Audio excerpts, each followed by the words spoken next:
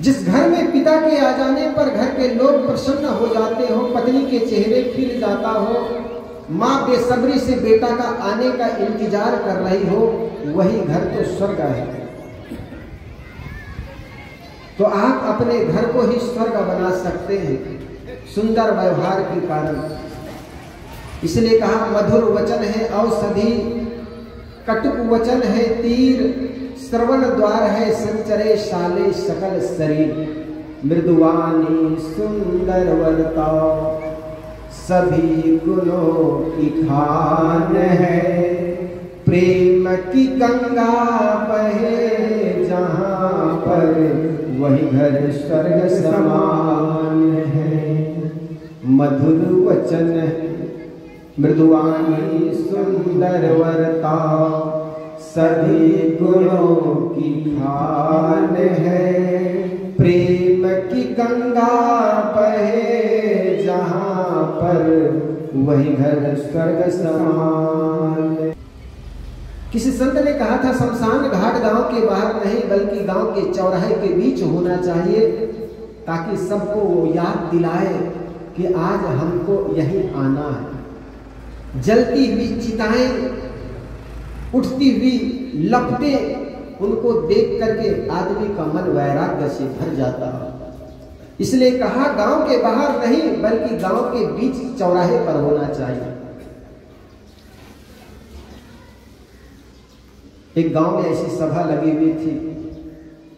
एक संत आए, संत ने सबको एक प्रश्न किया कि किसके जीवन में समस्याएं नहीं है, किसके जीवन में समस्याएं नहीं। सबके जीवन में समस्याएं, किसी ने हाथ नहीं उठाया।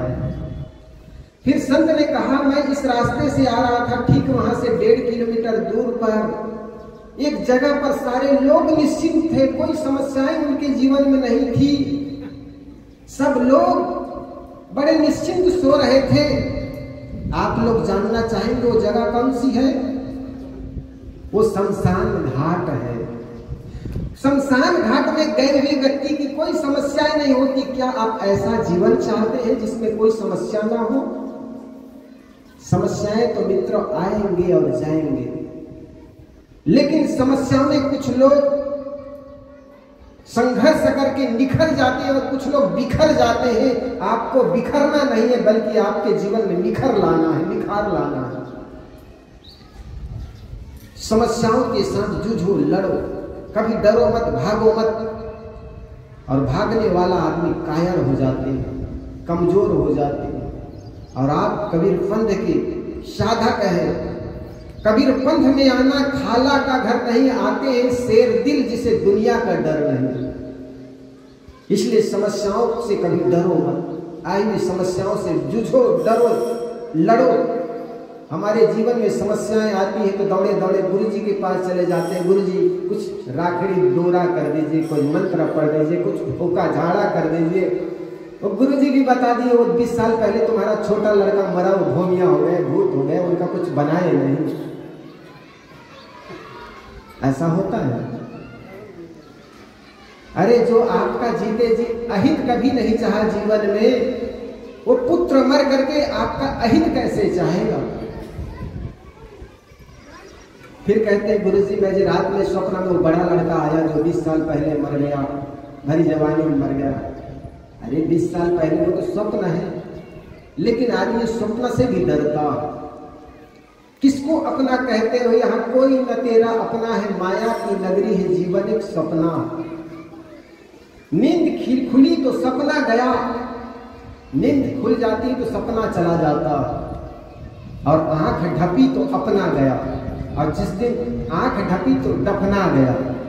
जिस दिन आंख बंद होती है ना उस दिन ले जाकर के लोग दफना जाते हैं।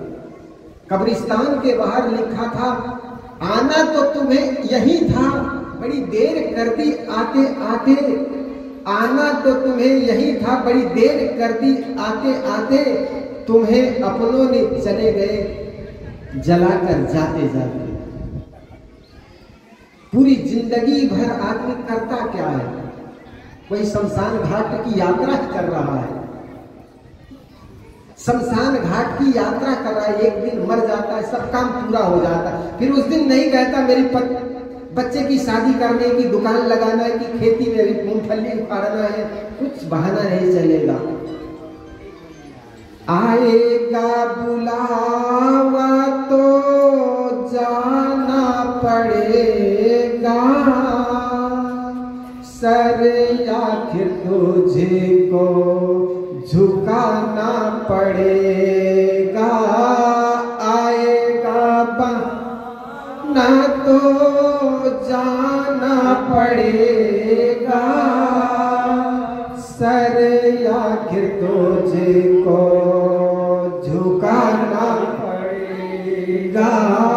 वहाँ न चलेगा, वहाँ न चलेगा बहाना किसी का, नहीं चाहिए दिल दुखाना किसी का, नहीं चाहिए दिल दुखाना किसी का।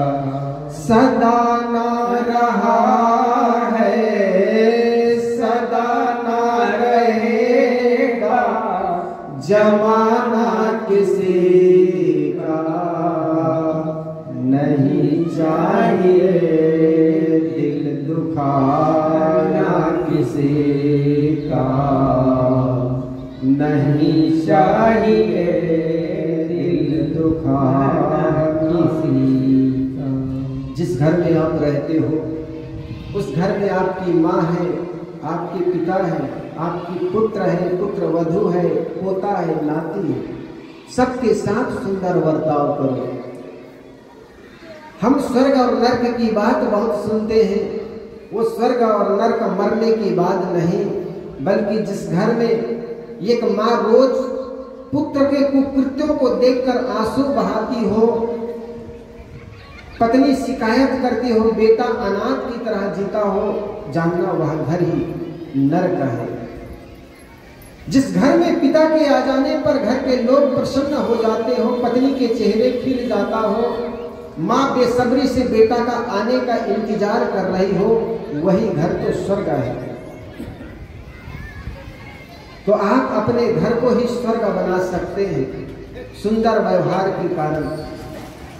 इसलिए कहा मधुर वचन है औषधि, कटुक वचन है तीर, श्रवण द्वार है संचरे शाले सकल शरीर।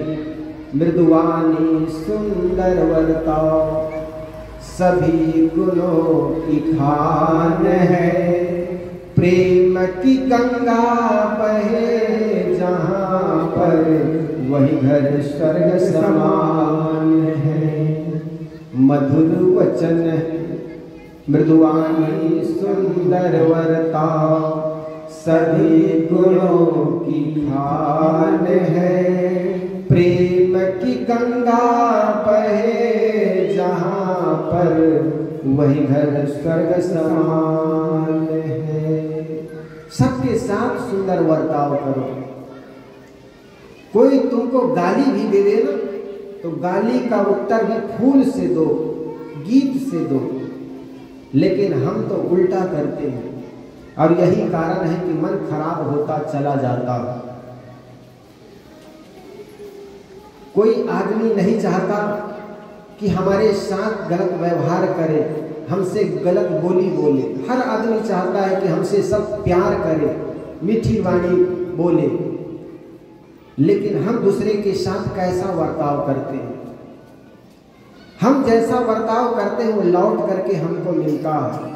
शुरू में कहा था ना, वही तुमको मिल रहा है जो कि पहले से दिए हो, उसी का फल सामने है, शुभ अशुभ जो कुछ किए हो। जिंदगी में दो जो कुछ करते हो, गोस्वामी तुलसीदास जी ने कहा, 4 वेद 6 शास्त्र में बात लिखे है दो, दुख देने दुख होता है, सुख देने सुख होए। जीवन में अगर सुख चाहते हो तो सुख बांटो। जीवन में अगर दुख आ जाए तो एकांत कमरा में बंद करके आंसू बहा लेना। लेकिन जीवन में अगर खुशियां आ जाए, दरवाजा खोल करके वो खुशियां को सबको बांटना। खुशियां बांटने से बढ़ता। इसलिए चेहरे के मुस्कान लो, सुंदर मीठी वाणी बात करो। घर में कोई बहू मीठी वाणी बोलती हो, भले चेहरे से कुरूप हो बेटा या बहू बिंदनी, तो उनको सबको प्रिय लगता। कभी घर में वो कहती है कि माँ मैं कुछ दिन के लिए मैके जा रही हूँ, तो माँ भी कहती, सास भी कहती बेटी जल्दी आना, तुम्हारे घर बिना घर सुना सुना सा लगता। लेकिन कोई कर्कशा नारी हो ना, और सास से कहीं माँ जी मैं मैके चली जाऊँ, कहीं जा 10 दिन 2 दिन क्या 10 दिन रहना वहाँ पे, ऐसे आदमी से दूर रहना चाहता। इसलिए अपने साथ जो व्यवहार चाहते हो वह व्यवहार औरों के साथ करो, और यही धर्म है। और धर्म की चर्चा यद्यपि मंचों पर बहुत बड़ी बड़ी बातें होती है। एक पिता का धर्म होता है पुत्रों को पाल पोस करके बड़े कर देना, सुयोग्य बना देना, पिता का धर्म है। पुत्र का धर्म होता है बूढ़े माँ बाप की सेवा करना, धर्म है।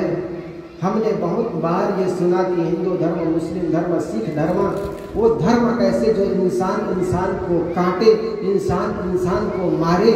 किसी संत ने सुंदर कहा, किसी धर्म की रक्षा के लिए अगर इंसान को मारना पड़े तो धर्म को मरने देना, इंसान को मारना मत। कि इंसान को जीवित रखना ही सबसे बड़ा धर्म है, यही इंसानियत है। तो हम धर्मपथ के राही बने, धर्म पर चले।